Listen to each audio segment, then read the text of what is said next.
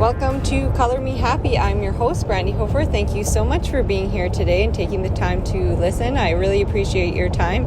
You will probably hear today some kids in the background and some movie playing and some husbands clearing their throats because we're in the van. It's a long weekend. It's a sunny long weekend and we are headed up to an Oiler game, and I'm telling my husband to stop tapping because it's annoying, and Teddy's ready for his nap.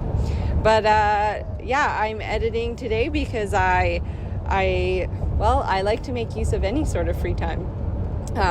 We all know as parents that's just what you have to do. So I'm so excited about this guest, Alicia. Pardon? I know. We'll go swimming soon. Don't worry. Teddy is really excited to go swimming later at the hotel. So we chat with Alicia from PXP Contemporary, and Alicia is really transparent and open about her journey and how they developed the platforms that they created. She has been a part of Create Magazine, co-founder of so many things, the Art Queen Society, and take your shoes off. Take the other one off too. Let those feet breathe, buddy. Yeah, you're good. And so yeah, she's really open about how all those those things didn't happen overnight. Everything she did in her life, and every small job, and it was a building block and a stepping stone leading them to, setting up these great platforms for female creatives, and not only just female creatives, but women of color. And gosh, Alicia talks about that journey as well. And she also is really, as soon as I started talking, it was, oh, you don't want to take your shoes off? She also chats about setting up sustainable and passive incomes and how that has made such a difference. I had Alicia on because I'm so excited. We have a solo show launching with PXP Contemporary Gallery in partnership with our BHA Gallery. And it is opening on May 26th, which this will be like past that day, I know. So go check it out. It's at brandyhofer.ca in the collections area at BHA Gallery, and or check out PXP Contemporary on Instagram or Brandy Hofer Studios on Instagram. And thanks for being here and enjoy this listen. It did? Yeah, it says it's recording. Oh, it's still swirling for me. I just don't want to lose it because there we go. I did lose one once and it sucked. It sucks. Have you ever lost one? No, thank goodness, not yet.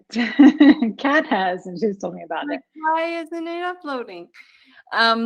Okay, welcome, Alicia. Alicia is a gallerist and writer, and you're a gallerist for PXP Contemporary Gallery, which you co-founded, correct? Correct. Yeah, it's so beautiful, and I've seen and been a part of some of the collections, and seen you from the beginning grow and expand and to what it is today, and it's so beautiful. So great job there. And Thank you. Recently you had someone like mimic you on Instagram, and didn't your partner say, you've made it when? Yeah. Unfortunately, that happens, and I see a lot of it actually happening with just any kind of content creator or influencer these days. But there's a part of it that's flattery, but at the same time, you know that you also worked so hard to not just build your company, but build your brand identity, and it's disappointing to have someone just swipe it, and it's so easy to do that these days. And like, don't people have something positive or constructive to do with their time? Like, it always kind of blows my mind. That sort of thing happens. But But we do luckily, sorry, community go ahead. where we share, like, look out, you know, I talk about it or give it space. But just for the plain fact that it doesn't happen to you don't want it to happen to anyone else, right? Yeah, no, that's so true. But I mean, luckily in my case, it was very mild. I mean, unfortunately, even with all the reporting that I know people in my community did, which I'm so grateful for, the Instagram didn't take them down because of just various silly, like, back end like legislation and just silly rules that have loopholes and gray areas. But they haven't posted anymore. They just exist. They're not doing anything, and I think that it's fairly obvious that it's not the real us. There's only 3 posts. There's no content that continually is being shared. So it's fine. I'm sure that unfortunately it will probably come up again, and I will definitely deal with that. But it's kind of something that comes with the territory because we are people who are creative and are sharing ideas and putting them out in the world. Yeah, some people are going to get inspired and some people are going to take it too far. So I think it's also a matter of kind of like checking that balance, because I think also sometimes artists they go too far in the opposite direction and like, no, that was my idea and you can't do this. And there's absolutely a point where you want to draw the line, if it really is, your idea and someone using it for monetary gain, absolutely. But also at the same time, like if it's your thing and your voice, like they're not actually going to be able to copy it 100%. So I encourage artists to like moderate that kind of thinking too. Just stay in your own lane. Like they're not in the end, they're really not going to bother you that much. No, It's and mostly against like big companies. a compliment, like, well, not in that case, but someone really loves your style. Like, I know I love other artists' style, and you can see it in my work sometimes too, because as a creative, you can't help the way you express yourself sometimes. And, for me, it's really environmental the way I create. So you do get inspired by like this really cool portrait that and but if you're like, oh, hey Jen, I was so inspired by your piece, but it will never authentically, it'll just always be you. And that's what's important if you're creating for you and not directly trying to mimic someone's work. And there is when you're learning, there's actually a lot of great things you can pull away from copying people's work. Like, I mean, Austin Kleon wrote a whole book about it. So Yeah, there he's are things great. that you can, if you treat it as a learning experience and or a compliment. If I have had it happen a lot, and it took a lot of growing for me to be okay with it.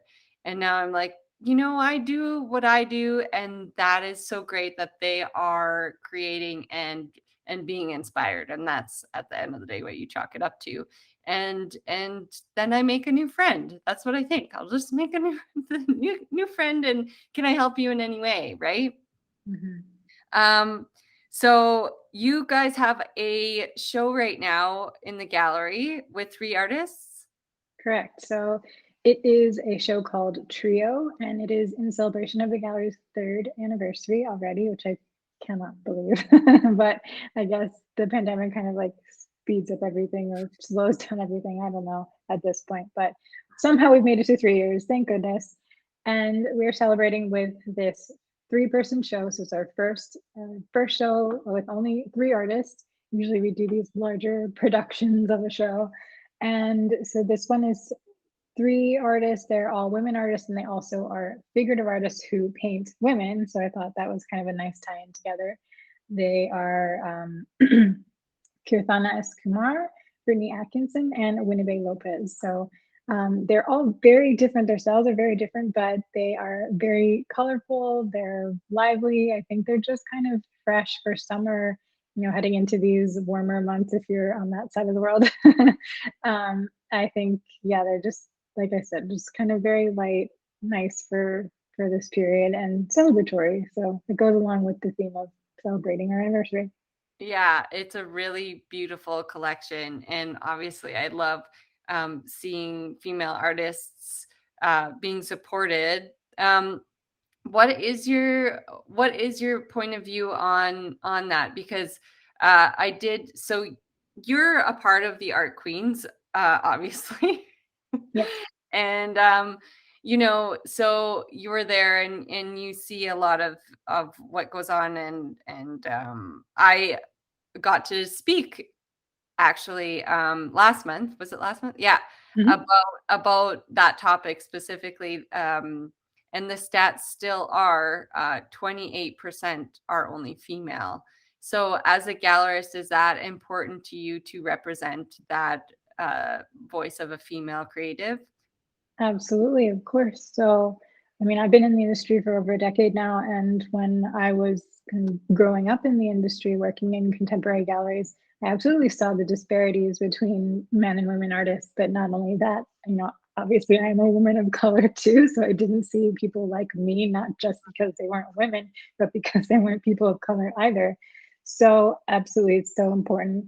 I am lucky that I did work for some really dynamic women gallerists who took me under their wing, taught me what they knew, and showed me that I could indeed forge my own path.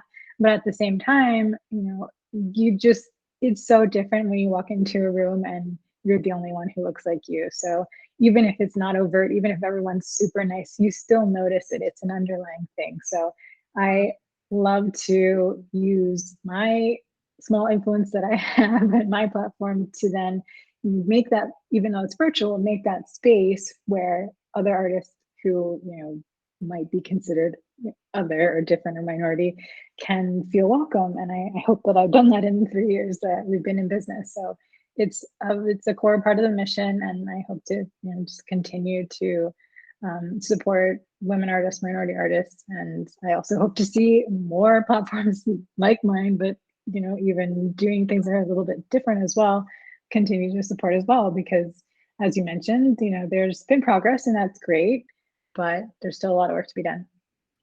So much. And I think when you guys set up a place, like you make space. It's not about, finding where you fit, but making that space for, creatives to come to you and making it a safe space.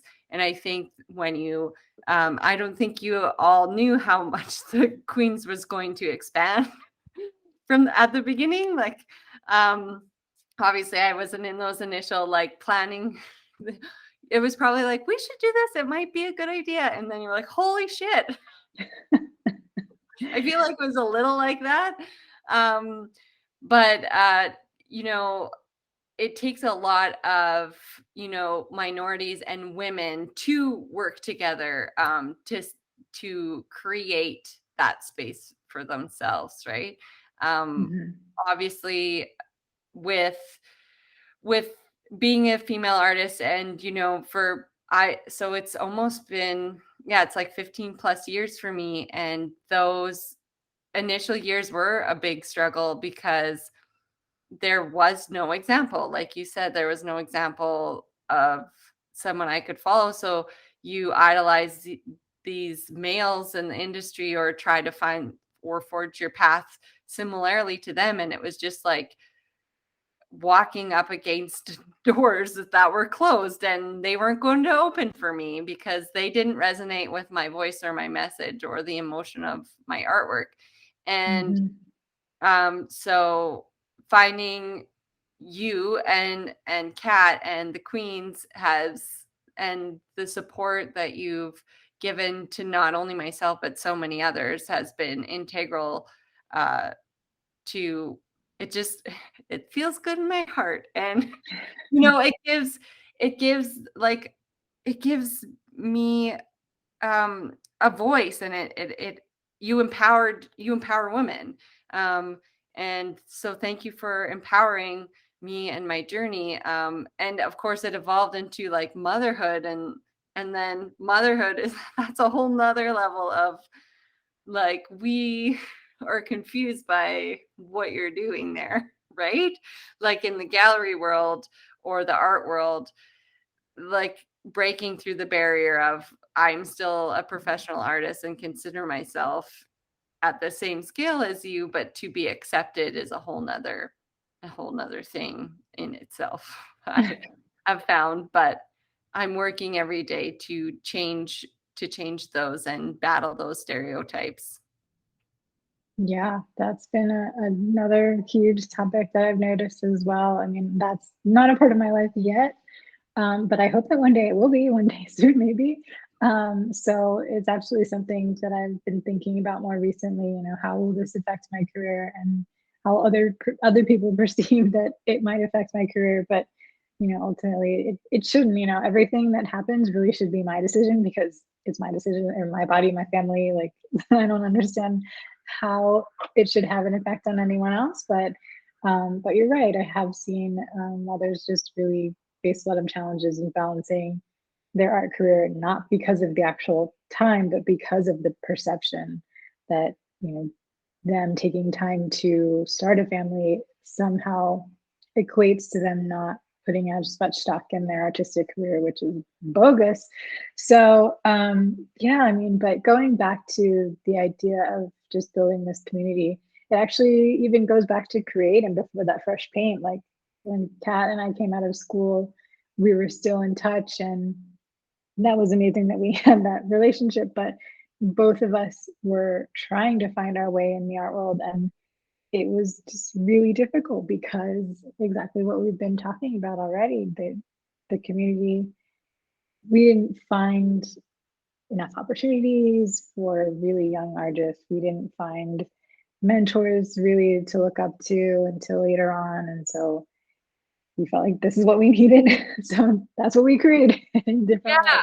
So that's so cool and so inspiring that, well, if no one's going to do it for me, I'm going to just do it myself. Or if it doesn't exist, I'm just going to do it. And the thing is, that's really scary. And so that in itself stops a lot of people. But it didn't stop you. And do you want to speak about how it evolved and how it grew and some unexpected things? You know, because when you uh, take on adventure such as, like, you always have these ideas, right? And you think they're going to go one way, but they definitely, like writing the book, or you know what I mean? It doesn't go all the way, but there's lessons along that way. But do you want to speak on that a little bit? Yeah, absolutely. So funny, actually. This is like serendipitous because I just started reading Originals by Adam Grant, I believe. And in the very first chapter, he talks about how people assume that entrepreneurs are these big risk takers. So yes, it is scary when Kat jumped into starting a magazine and I like came in and we started PXP and she launched the Art Queens right in like April, May of 2020. But what he actually says is that most, if not a significant portion, yes, they are risk takers to an extent, but it's usually actually calculated risks. So they're not just diving off the deep end, not knowing how to swim. Drop my life savings into this. Yeah, no, they're going to the edge and they're looking over and like measuring how long the distance is. Maybe they have some floaties on, like they're not actually doing something that's as crazy as you think. So, um, I think both of us are examples of that. So in Kat's case, yeah, she was working on the magazine, but for a long time she still had a regular job as well, like a day job. She was working in restaurants, working at Macy's and different things. And for me, it's similarly, like I always had other writing jobs or gallery jobs before I had started PXP. And actually, before I started PXP, I was also 10 years working in the industry. So I'd worked for, I don't know, at least five or so galleries before that. And so I'd seen a number of different ways of how it worked, how it didn't, things I liked about the way certain dealers worked, and things I did not want to replicate in my own business. So I guess my point in saying all of this is that I feel like sometimes you just talk yourself out of starting that thing because you think that is such a big risk, or because you think I have to go all in. And that's not necessarily true. Like you can be the risk taker, but a calculated one. So it doesn't feel Yeah, as overwhelming when you first do I that. I wholeheartedly agree, and you probably get these messages a lot, and people are like, oh, because you're so, and you're like, well, no, actually, they're like, because you've got it, you've made it. And I'm like, I disagree with you very much. Because we have set up, I served too. I went to school and expected my degree. Somehow I had a job waiting for me, like it was a silly misconception. And I think all of those things are like building blocks on the way to where you are. But I think really successful entrepreneurs are actually those who realize that it's almost like your daily habits that add up to, yes, it looks good on paper later, but you've worked at it for 5 years doing this and this and this. And I messaged with Kat once, and I wanted to expand and had some questions about it and hiring people. And she's like, we all have jobs. This was a while ago. Like, we all are doing something else, but we're building this together. And it's like, so and so does this, but they also do that. So I actually want to talk to you about that, because it is, lifting that veil of, you've made it as an artist, or you've made it as a gallerist, or this is all that you do, and you're just like laughing and rolling in money or something. I don't know. Like, Yeah. what I mean? Like, people on a bit of a pedestal. And but I want to talk to you about, for the people listening, setting up or being multifaceted, or setting up passive or sustainable income sources, so then you're not so dependent on that one thing. I think you've been really smart about doing, like, being conscious of that. Yeah, I think I can't claim that I was so prescient to have known to do this from the start. It happened organically Yeah. because I worked in the arts, and because, unfortunately, 10 years ago when I started, and maybe even now, I mean, I'm not really in the art workforce. Like, all my jobs are kind of, I made them on my own.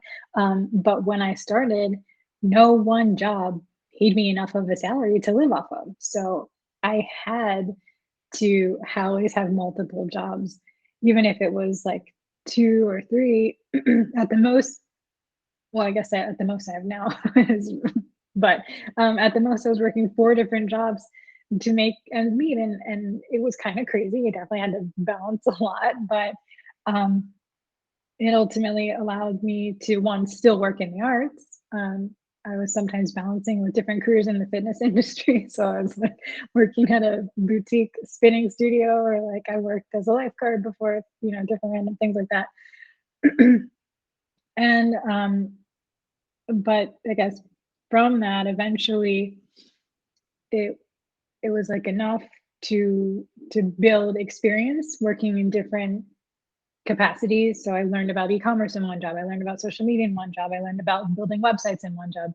And eventually all those skills then helped me to kind of narrow my focus into the businesses and different things that I do now. But speaking of the income stream specifically, this I love. And now I'm doing less of the trading time for money and doing more of just setting up things that will just continue to bring in revenue. One that I also can't really take credit for is the book. Um, and I say I can't really take credit for it because Kat and I just had no idea of how this thing would take off. Back in, I think it was 2017, she and I had a meeting or had some calls back and forth that were just thinking about how we could continue to grow Create, because at the time we were more focused on interviews with artists and um, reviews of shows, just general, more like art world news. And we were realizing though that our audience was asking us a lot of questions like, wait, but I see you're also an artist and I see you also work in galleries. Like, can you give us some tips about that kind of part of the art world? And instead of just like having to DM people the same responses over and over again, we decided, okay, let's just like sit down, write a few blog posts. She wrote a few, I wrote a few. We kind of switched off for a couple months, and those became the best performing blog posts on the site ever, immediately. And we were like completely blown away by this. So we ended up writing or collating the best performing ones into a small teeny book. And I was just actually looking at it today, like, oh, this cute little thing. I have it. Yeah. Yeah, I have it on the bookshelf. Um, actually, sorry, I have it on my desk. I didn't mean to have it, but here it is. Yeah. So funny. Maybe there. No, it must be it. Yeah. But I mean, we just put this together to, again, make it even easier instead of having to even send multiple links to people who asked us about XYZ. Here's one place where you can find it all, right? And it's small. It's 80 pages, but it went crazy. Just, the response to it was so beautiful. We were just blown away in the best way. And yeah, so after that, we realized we really had something. We took it off the market after 8 months and then expanded it in the next year to what it is today, the complete Smartist Guide, 330 plus pages. And sorry, I'm reading my book right now, and I'm just like, it is challenging, no doubt. Like, there's so much pressure in it, like, but it's great because once it's done, it is like that whole, like, it doesn't mean, because we all know how, actually, we don't all know how Amazon works. Amazon works in mysterious but figure outable, for lack of a better term, ways. I luckily have a mentor coach on the book side for how Amazon works. My neighbor had a bestseller on Amazon. Has. So he's like figured out all the little tweaks, but it does also take a lot afterward. But I'm in the tired stages of editing and recording audio, which is you can't breathe wrong. So and we all know me, I like F stuff up on a regular. So I'm like, can we just leave this like this though? Me doing the voice of cheese. Can't we just like leave it? I don't know what that means, because anyway, but yes, so it is I'm so proud that you dove into that world, even though like you both had never really written a book before, right? Like that shouldn't stop you. No, That shouldn't stop no, you. absolutely. You can And figure you're right. It's such an undertaking, but I guess like to circle back to the income stream point, it's that it's one of those things where you have to put a ton of effort in up front. But now that's been on the market for almost 2 years, which is mind-boggling, but it still brings us in money every month. So that's something that we don't have to think about anymore. It's just the beautiful thing about it is we get so much organic marketing just from people sharing on their stories, posting about it on Instagram, just like sending a copy to a friend. I mean, it's been amazing, and we're so grateful because we just poured everything that we had learned into it. We definitely put as much effort into it as we could, but I mean, there definitely has to be some divine help going on, because the fact that it's continued to keep its momentum has been just amazing. So that has been a really great, thing that we've put effort into that continues to give returns. I also do a lot of writing, which is something that I also didn't think would happen. I enjoyed it not growing up, but like after grad school, I think was kind of when I started to get my writer's voice, I'll call it. And so I decided to start pitching myself to different blogs and magazines to see if I could get my name out there. And luckily it worked. And so I started writing more and more. So that has like a nice balance with working for Create and the gallery and other stuff. It's actually one of my ways that I'm creative still, because I do have that background in fine arts. I got my BFA in painting and printmaking. But I only do that for myself and like as my kind of hobby. I So this allows me to still kind of flex those creative muscles, and it also, I mean, serves me in a number of other ways. It's always beneficial skill to be able to write. Yeah. Um, but I guess the other part of that is just it's also been another way. I call it like my parallel career at this point too, because from writing books, from writing for different magazines and blogs, like that has built me a sustainable income. Like, Mhm. and I have to get it from multiple sources to make it work, but it works. So um, that's been another cool thing that's happened. And then, like I said, yeah, But I do. organically, right? Like you weren't like you're like, well, I'm setting out to be a writer, right? You Yeah, I honored, mean, kind of went with the flow, and when you go with the flow instead of resisting, I think, things just like kind of naturally progress in a way that, you're happy and you're enjoying what you're doing. And so naturally, that is just supporting you the way you're with the energy you're putting in. yeah, yeah, you're definitely right on that point. It, I guess I'll caveat that there was a year, I think it was 2019, where I said I wanted double the number of publications I'm writing for. So I did set an intention then, and I was able to do that. I found, I think it was like two or three more. Um, so it's not fully like magic, obviously. I No, had to work for it. I And no, I know you weren't saying that either. if you're creative, like, do you know what I mean? Like, Yeah, absolutely. feeling good about it. And yes, intentions are so helpful,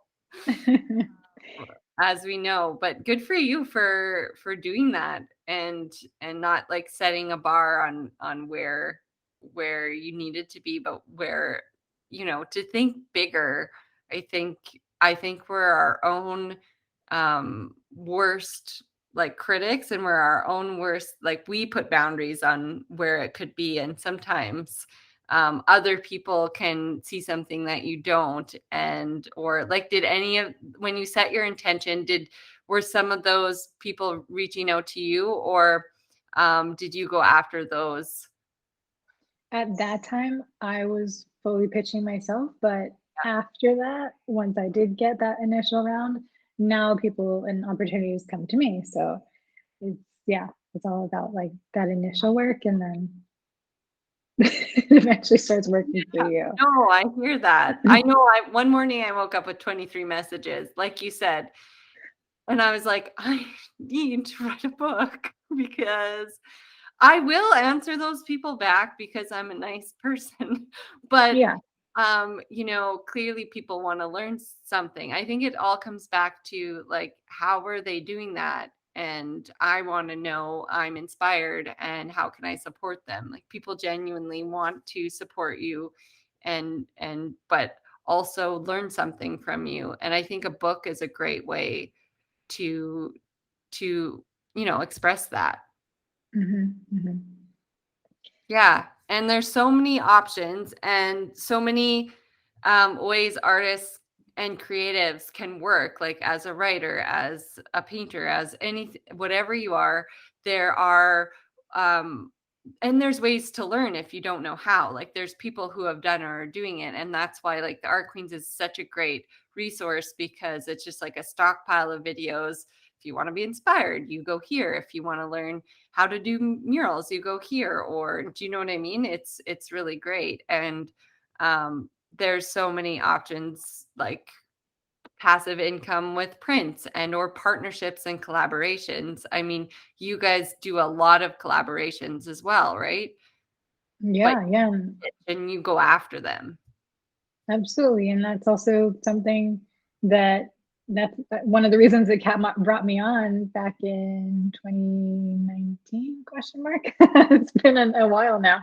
But anyway, she brought me on like officially. I'd already been writing for the magazine for some time, but she like brought me on to more of an admin side as well, to do brand partnerships. And so once I came on, then I was getting us even more stores, and I got us our first distributor. And then we also did our first big partnership. So we had partnerships with like Art Miami and with Moniker, and we've since done ones with Volta and Affordable Art Fair. So we're definitely big believers in the partnership, and what that can do for your business. I mean, even if you have your own platform, you really can still only get so far.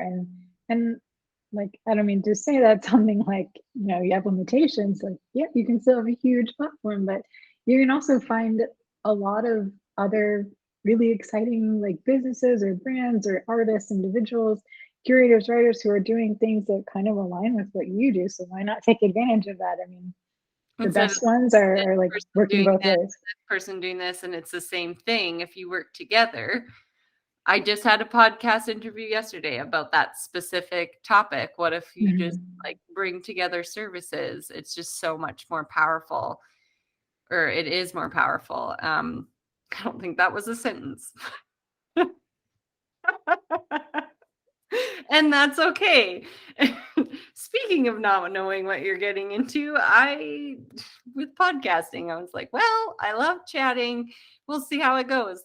But I think it's so great, and everyone should check out PXP Contemporary and the gallery, and Create Magazine, and the complete Smartist guide, and the Art Queens. There's so many resources and so many beautiful things that you're doing, and it's a great place to learn as a creative person and be inspired. So thank you for your time today. I appreciate it so much. Thanks so much for having me. Yeah, we'll chat soon. Alrighty. Thank you so much. We're still on the road here. I gave Teddy a snack, so hopefully I can get through this last recording to sign off for the day. Thanks for tuning in. I appreciate your time. Be sure to go check out that new collection at PXP Contemporary or at BHA Gallery. We'll be sharing lots of the processes used. Thanks. We used a lot of epoxy and mixed media in this collection, so every little bit of mixing that media we captured and shared at Brandy Hofer Studios. So if you want to learn how we did some of those things, go check that out. And again, I really appreciate you being here. Have a great long weekend, and we'll chat with you all soon. Oh, also, be sure to share. And if you want to be a part of our Color Me Happy community, you sure can. It's free, and it's on Facebook. You just go in there, and you can either follow us on Instagram at Color Me Happy Community, or search in Facebook for Color Me Happy Community, or head to brandyhofer.ca to find it. There's so many ways to find it. You can see it on my Instagram as well. I'm back. I tricked you. Still on the road.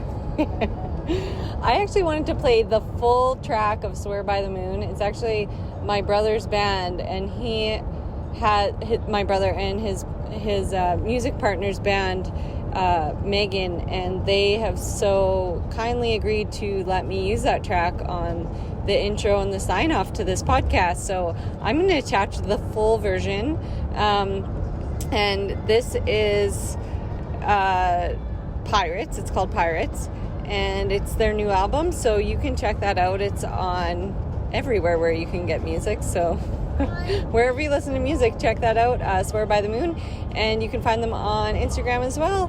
And thanks for being here again. Chat soon, friends.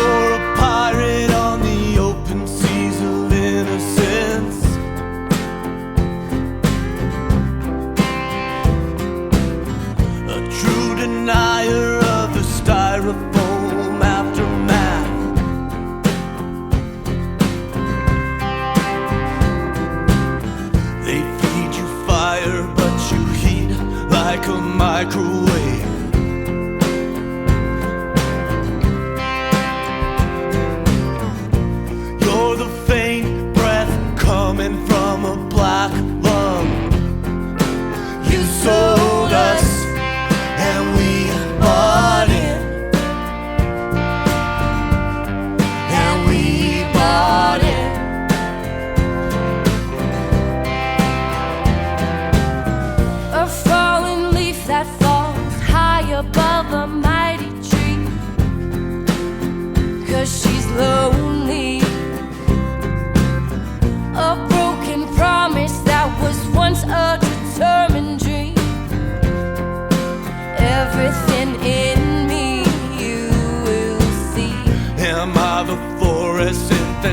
depending on your fake face.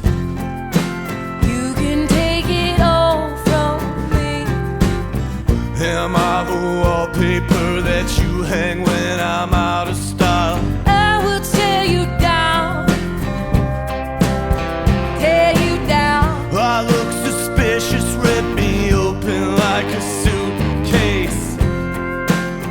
You can take it all from me. Destroy the evidence that I ever came this way, and I'll be back again. I'll be back again.